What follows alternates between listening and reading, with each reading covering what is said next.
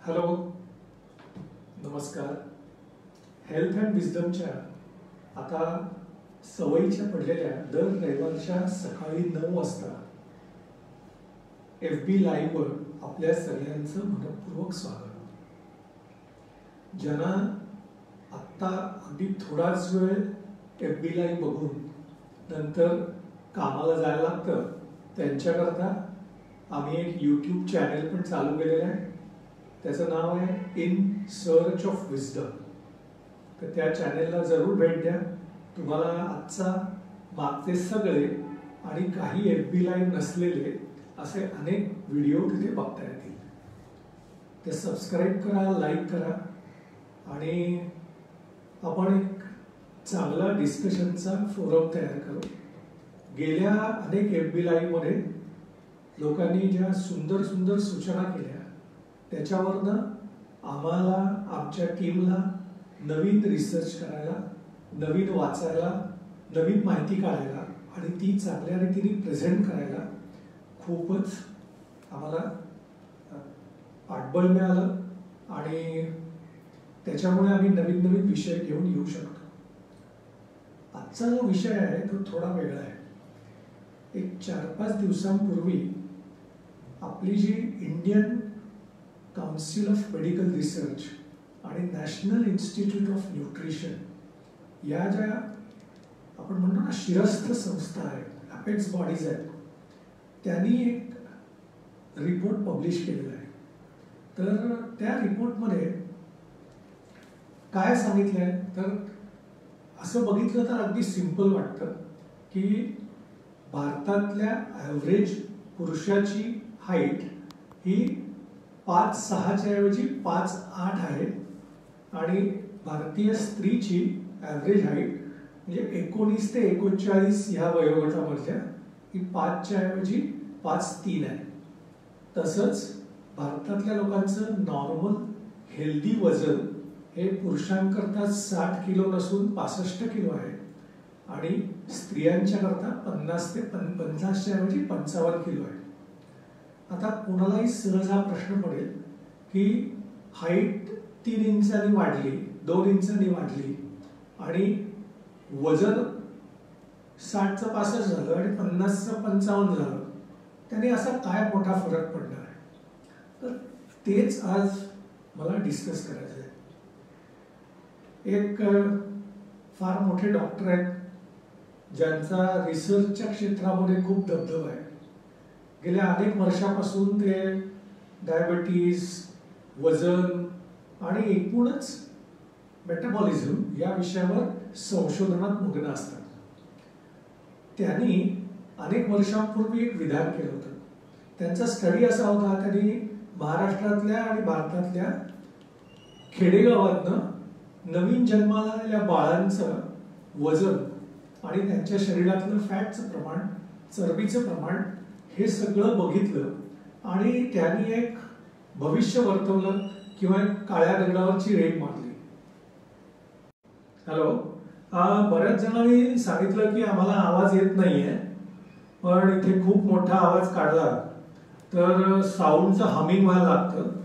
तेव्हा कोणी ध्वनीच्या क्षेत्रातले जाणकार असतील तर त्यांनी पण आम्हाला सूचना द्याव्यात की ह्याच्यामधनं कसा मार्ग काढावा ते.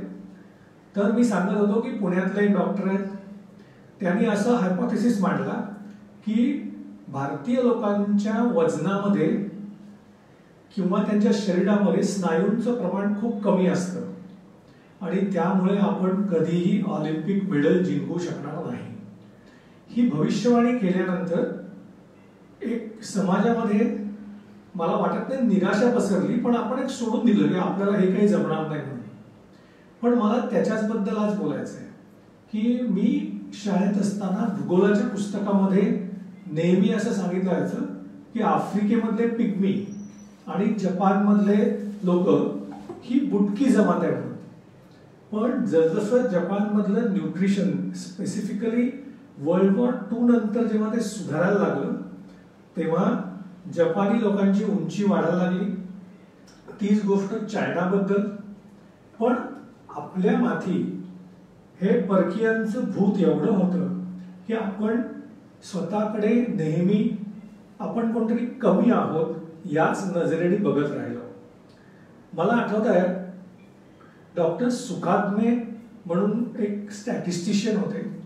ते युनायटेड नेशन्समध्ये होते आणि त्यावेळेला आपल्याला स्वातंत्र्य मिळाल्यानंतर अमेरिकेतनं आपल्याकडे मला वाटतं मका किंवा काहीतरी असं किंवा प्रोटीनचा सोर्स म्हणून सोयाबीन, मला याच्यातलं नक्की आठवत नाही आहे, पण हे भारंभार आपल्या इकडे विकायला सुरुवात झाली आणि आपल्या सरकारने ते विकत घ्यायला सुरुवात केली.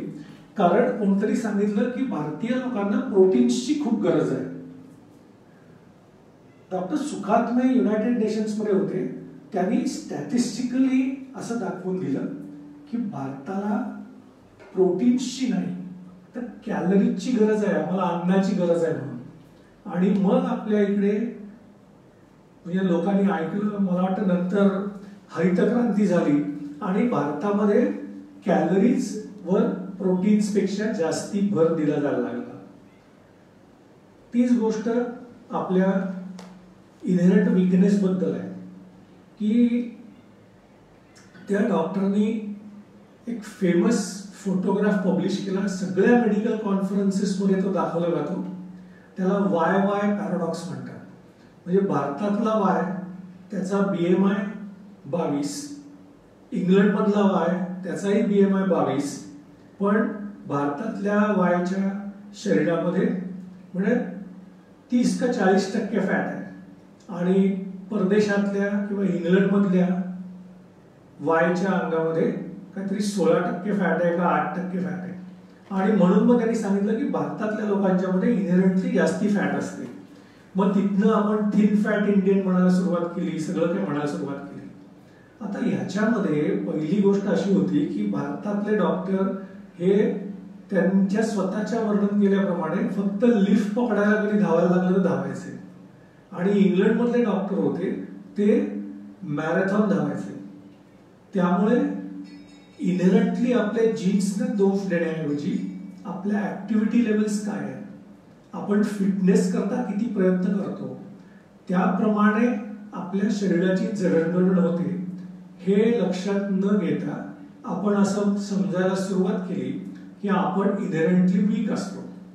आणि हे नुसतं अन्नपदार्थ किंवा शरीराच्या बाबतीत नाही, मला वाटतं हेच आपल्या शिक्षणाच्या बाबतीत पण झालेलं आहे.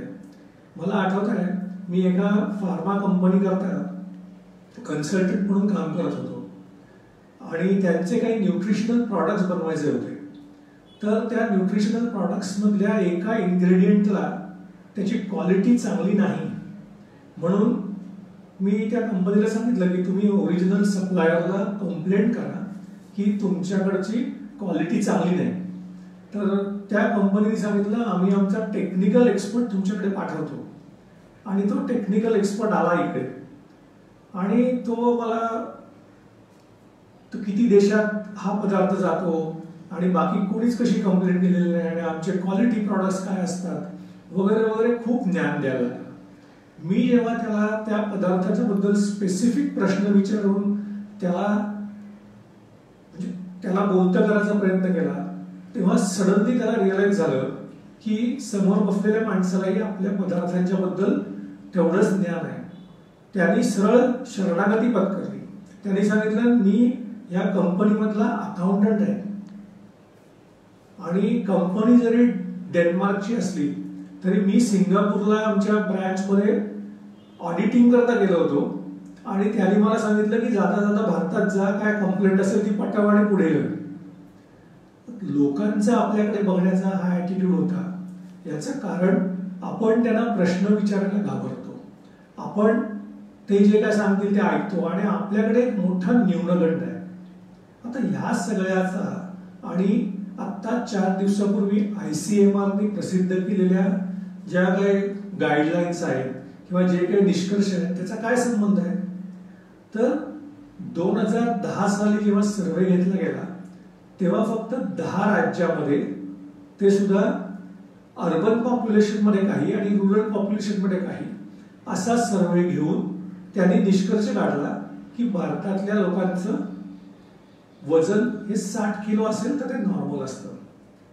ह्या वेळेला जो सर्वे झाला म्हणजे गेली 2-3 वर्ष चालू होता, याच्यामध्ये 5 मोठमोठ्या संस्था त्याच्यामध्ये इन्व्हॉल्ड होत्या आणि त्यांच्या लक्षात आलं की जेव्हा 26 राज्यांमधनं हा सर्वे रुरल आणि अर्बन पॉप्युलेशन कंबाईन करून घेतलं गेलं, तेव्हा त्यांच्या लक्षात आलं की रुरल पॉप्युलेशन मध्ये आपण समजतो तितकं वजन कमी राहिलेलं नाही. आता मुलांची उंची ही 5'8", 5'9" ही ऍव्हरेज आहे. मुलींची उंची ही 5 फूट नाही तर 5'3" ही ऍव्हरेज आहे. तुम्ही जर बघाल तर सोशिओ इकॉनॉमिक स्टाटामधल्या जरा वरच्या दर्जातल्या वरच्या घरातल्या ज्या मुली असतील त्यांची उंची तर आजकाल 5'6", 5'5" ही तर स्टँडर्ड उंची दिसते. तेव्हा पुलंच्या पुस्तकामधली म्हैसमधली जी सुबक ठेंगणी आणि ही जी कल्पना होती की मुलीची उंची 5 फूट म्हणजे ती उंच समजली जायची, ते आता केव्हाच मागे पडलेलं आहे आणि हे आपण आपल्या डोक्यात घालवलं पाहिजे. प्रश्न आहे की आपण आपल्या जे जेनेटिक पोटेन्शियल आहे त्याला न्यूट्रिशनची साथ देऊन आपण ते जेनेटिक पोटेन्शियल एक्सप्रेस करू शकतो का?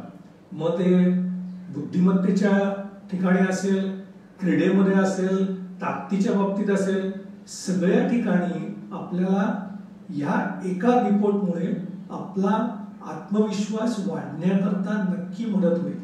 कारण नुसतं वजन वाढलेल्या लोकांचं उंची पण वाढली आहे आणि उंची वाढली म्हणजे बोन मास वाढलं, उंची वाढली म्हणजे मसल मास वाढलं.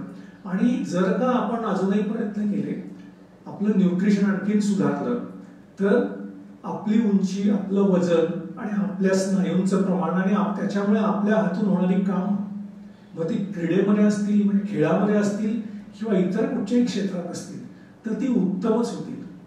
आणखीन एक मला आता आठवत आहे की भारतीय सैन्य हे पण भारतामधनंच येतं आणि भारतीय सैन्यामध्ये कधीही ही ताकद कमी पडली म्हणून लोकांशी लढताना ते कमी पडले असं कधीच झालेलं नाही. त्यामुळे ती जर का माणसं त्यांचं न्यूट्रिशन आणि त्यांची कठोर मेहनत ही कामाला येते तर आपल्याला आपल्या जीन्स बद्दल न्यूनगंड मांडण्याचं अजिबात कारण नाही. आणि आजच्या फेसबुक लाईव्हचा हाच मेन उद्देश होता की ही जी बातमी आता आलेली आहे ती खरी म्हणजे या कोविडच्या काळामध्ये की जिथे सगळं काहीतरी निगेटिव्ह ऐकायला येत आहे त्या काळामध्ये ही बातमी जी आलेली आहे ती खरी म्हणजे उत्सव साजरा करण्यासाठी आहे. कारण कोविड जाईल नक्की, पण ही बातमी जर आपण डोक्यात घेतली, आता याच्यामध्ये आणखीन एक त्यांनी दिलेलं आहे की पूर्वीच्या काळामध्ये म्हणजे आपल्याकडे हरितक्रांती झाल्यानंतर आपण भरपूर कार्बोहायड्रेट्स खायचो आणि डाळींचं प्रमाण आणि दुधाचं प्रमाण हे आपल्या आहारामध्ये अत्यल्प होतं. म्हणजे तो रेशो त्यांनी दिला होता की 11 भाग जर का माणूस कार्बोहायड्रेट खात असेल तर काहीतरी 1 भाग डाळी खायचा किंवा आणि साधारणपणे 1.5 भाग दुधाचे भाग असायचे. 2018-19 सालच्या सर्वेनुसार ऍव्हरेज इंडियनकडे आता जर का 3 ते 4 भाग कार्बोहायड्रेट्स असतील तर तो 1.5 भाग डाळी घेतो आणि 1.5 ते 2 भाग दूध घेतो. म्हणजे डाळी खरेदी करण्याची आणि दूध खरेदी करण्याची कपॅसिटी पण वाढलेली आहे आणि त्याची अवेलेबिलिटी वाढलेली आहे. त्यामुळे ही अत्यंत चांगली गोष्ट आहे. आणि जेव्हा आपला आहार असा संतुलित होत जाईल आणि आपल्या कॅलरी रिक्वायरमेंट पूर्ण होत जातील तेव्हा आपलं जेनेटिक पोटेन्शियल नक्की एक्सप्रेस होऊ शकेल. आता ह्याच्यामध्ये आणखीन एक गोष्ट सांगतो की यावेळेला पहिल्यांदा त्यांनी असं दिलेलं आहे की आपल्याला आहारामध्ये फायबरची गरज किती आहे. पूर्वी वाटायचं आपल्या इकडे नुसते म्हणजे भाज्या खातात लोक किंवा पालेभाज्या खातात त्यामुळे फायबर खूप मिळत असते, पण तसं नाहीये. जेव्हा आपल्या डाळींचं आणि बाकी सगळ्या कॅलरीज वाढल्या त्याच्याप्रमाणे फायबरचं प्रमाण मात्र कमी व्हायला लागलंय. तेव्हा त्यांनी 400 ग्रॅम फायबर 2000 कॅलरी करतात. हा म्हणजे ऍव्हरेज माणसाकरता 400 ग्रॅम फायबर पोटात 40 ग्रॅम फायबर पोटात जाणं जरुरीचं आहे असा पण एक निष्कर्ष त्यांनी काढलेला आहे. त्यामुळे ह्या सगळ्या गोष्टी डोक्यात घेतल्या तर एकच आता आपल्यामध्ये म्हणजे आपल्याला करायची गोष्ट आहे की परदेशातल्या लोकांच्या मध्ये जेव्हा जेव्हा त्यांचं डायटरी रिक्वायरमेंट शोधतात त्यामुळे 2 गोष्टी कन्सिडर करतात की बेझल मेटाबॉलिक रेट म्हणजे शरीरामधल्या पेशींना जिवंत राहण्याकरता किती कॅलरीज लागतात आणि त्यांच्या म्हणजे दिवसभरामध्ये त्यांच्या कामामध्ये त्यांच्या एक्सरसाइजमध्ये किती कॅलरीज जातात याप्रमाणे त्याची डायटरी इक्वेशन्स किंवा कॅलरी रिक्वायरमेंटची इक्वेशन्स तयार होतात. तिथे आपण अजूनही खूप मागे पडतोय. त्याने असं दिलेलं आहे की आपल्या इकडे बेझल मेटाबॉलिक रेट वाढलेला असेल समजा, कारण आपलं मसल मास वाढलाय, बोन मास वाढलाय, पण आपली जी डेली ऍक्टिव्हिटी आहे ती अजूनही वाढलेली नाही. त्यामुळे परदेशातली इक्वेशन्स आपल्याकडे वापरताना ती डेली ऍक्टिव्हिटीची व्हॅल्यू 10% कमी धरतात आणि ती आपल्याला वाढवायला पाहिजे. आपल्या इकडे काही कारणं असतील की ज्याच्यामुळे आपण आपली पर्सनल ऍक्टिव्हिटी, एक्सरसाइज हा खूप कमी ठेवतो किंवा ठेवत नाही. आणि माझ्याकडे जेव्हा जेव्हा पेशंट येतात तेव्हा मी त्यांच्याशी बोलताना जेव्हा विचारलं की रोजचा एक्सरसाइज काय असतो, तर ते असे गमतीशीर हसतात आणि सांगतात, ऑनेस्टली सांगू डॉक्टर, काही नाही. तर याच्यात ऑनेस्टली काय सांगायचं आहे, म्हणजे नाही आहे. आणि जर का मी त्यांना सांगितलं तुम्हाला एक्सरसाइजची गरज आहे, तर त्यांना वाटतं डॉक्टर उगाचच्या उगाच ज्ञान वाटतंय, डॉक्टर उगाचच्या उगाच काहीतरी धरून बसले. मग ते इतकी कारणं सांगतात की मी काय एक्सरसाइज करू शकत नाही. मला हे गृहस्थ असे माहिती आहेत ज्यांनी मला सांगितलं की तुम्हाला, मी त्यांना सांगितलं की तुम्ही एक्सरसाइज करता का, ते म्हणाले मला वेळच मिळत नाही. म्हटलं काय वेळ मिळत नाही एक्सरसाइज करायला, तर मला तुम्हाला माहिती आहे का डॉक्टर मी कोण आहे. म्हणजे मला तर हिंदी पिक्चर किंवा खास करून साऊथ इंडियन पिक्चर डब करून जेव्हा हिंदीत येतात तिथे टिपिकली हे असतं ना की पता आहे का तुम्ही मैं कोण हो, तशा टाईपनी त्यांनी मला विचारलं. म्हटलं नाही माहिती मला आपण कोण आहात, ते तुमचं नाव गाव पत्ता माहिती आहे, पण तर म्हणाला मी अमुक अमुक ठिकाणी मी व्हाईस प्रेसिडेंट आहे आणि मी जवळजवळ 500 कोटीचा म्हणजे काय त्याचं हँडल करतो तेवढी अमाऊंट, आणि त्यामुळे मला म्हणजे रोजचा पेपर वाचल्याशिवाय आणि रोजचं काहीतरी केल्याशिवाय मला पुढे जाता येत नाही, त्यामुळे मला व्यायामाला वेळ मिळत नाही. आता याला मी काही उत्तर देऊ शकत नाही.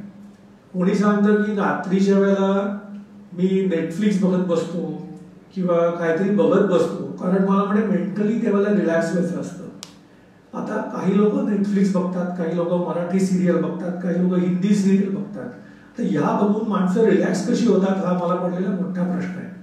आणि त्यामुळे ते उशिरा झोपतात, त्यामुळे सकाळी उशिरा उठतात आणि त्याच्यामुळे त्यांना व्यायामाला वेळ मिळत नाही. परत मूळ मुद्द्यावर येतो की ICMRच्या आणि NIMच्या या सर्वंकष गाईडलाईन्स आहेत त्या अत्यंत आशादायी आहेत.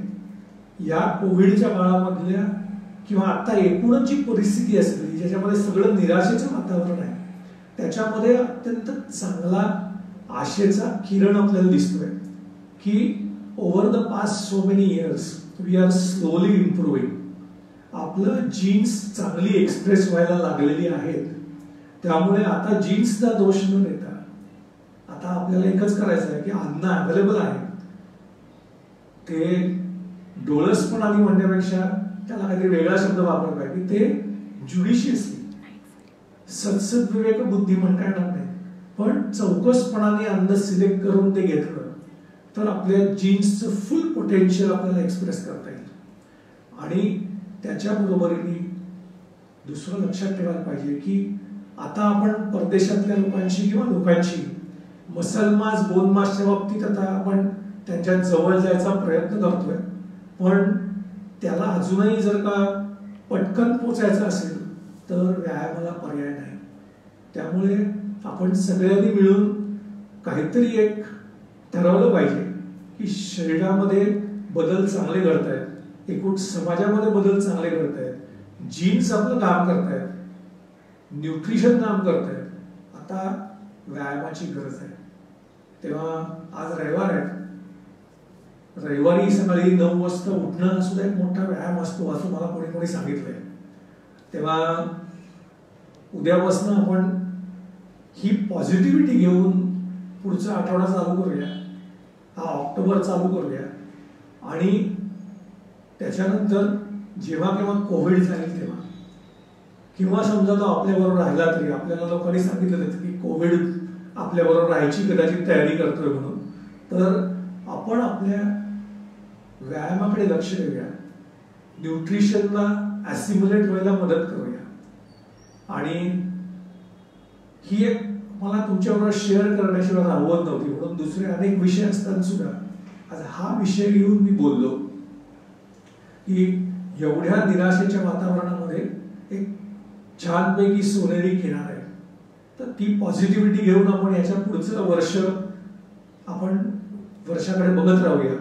जेव्हा दिवाळी येईल तेव्हा प्रत्येकाने निदान आपण आठवड्यातनं 5 दिवस निदान 20 मिनिटं रिगरस व्यायाम करतो, हे आपल्याशी कबूल करता आलं पाहिजे आपल्याला आणि हे प्रत्यक्षात उतरवलं पाहिजे. एवढीच एक विनंती आहे सगळ्यांना. धन्यवाद. आता आणखीन एक सांगतो की जसे अनेक विषय आमच्याकडे आलेले आहेत तसे तुम्हाला जर काही विषय हवे असतील, तुम्हाला जर अशा काही वेगवेगळ्या बातम्या आलेल्या असतील की ज्याच्यावर खरं खोटं माहिती नाही, तर अशाही आम्हाला कळवा. आम्ही आमच्या टीमला त्याच्याबद्दल पण रिसर्च करायला सांगू आणि त्याच्यावर पण आपण बोलत जाऊ. कारण मला ही जन्मता खोड आहे की बोलायचं. म्हणजे अगदी रामदास स्वामींसारखं मी माझीवत म्हणत नाही की जे जे आपण अशी ठावे ते इतरांची सांगावे, इथपर्यंतच ठीक आहे. पण शहाणे करून सोडावे सकळ जन, हे मला म्हणजे मी त्या गटातला नाही. पण जी माहिती आहे ती नक्की शेअर करायला आणि तुमचे फीडबॅक घ्यायला मला अतिशय आवडतं. त्यामुळे त्याच्यातनं एक बरेचदा मजेशीर फीडबॅक येतात. दुर्दैवाने ते आम्ही शेअर करू शकत नाही, पण तुम्ही फीडबॅक पाठवत राहा, आम्ही नक्की उत्तर देऊ आणि त्याच्यातनं आपल्याला नवीन नवीन विषय पण सापडत जातील. सो पुढच्या रविवारी पुन्हा भेटूया. परत एकदा सांगतो, आज ज्यांना व्यायाम करायला जे सोडून गेले असतील, हे मी बघता बघता कोणाला तरी असा उत्साह आला असेल, कारण मला 2 जणांनी इथे पाठवलंय की मी लगेच आता व्यायामालाच जातो म्हणून. सो असे जे गेले असतील त्यांच्याकरता हा एपिसोड आम्ही यूट्यूब चॅनलवर पण ठेवतोय. आमचं चॅनल आहे इन सर्च ऑफ विजडम. त्याला सबस्क्राईब करा, लाईक करा आणि तुमचे फीडबॅक देत राहा. Thank you so much. आपण नेहमी म्हणतो तसं नमस्कार. स्टे फिट, स्टे हॅपी आणि have faith in yourself. Thank you.